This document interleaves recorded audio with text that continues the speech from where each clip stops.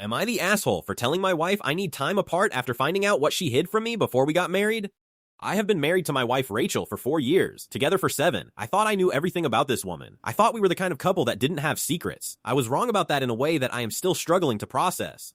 3 weeks ago, I was looking for our passports. We had a trip coming up, and Rachel was at work, and I knew she kept important documents in a box in the back of our closet. I found the passports. I also found an envelope I had never seen before with my name on it, in handwriting I didn't recognize.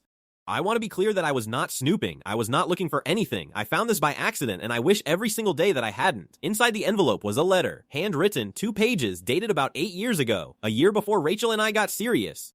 It was from a man named Daniel, and based on the contents of that letter, it was very clear that Rachel and Daniel had been engaged. Not casually dating, engaged. He referenced a ring. He referenced a venue deposit. He referenced a date that had apparently been set.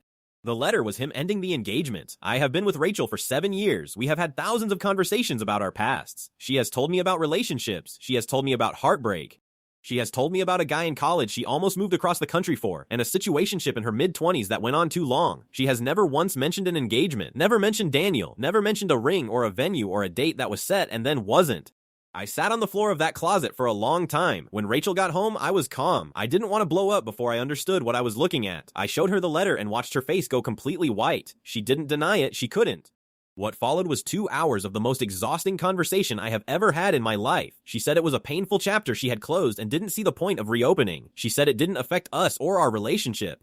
She said she hadn't thought about Daniel in years and keeping it private was her right. I asked her why she kept the letter. She didn't have a good answer for that. Here is what I keep getting stuck on. I am not upset that she was engaged before me. People have pasts. I understand that.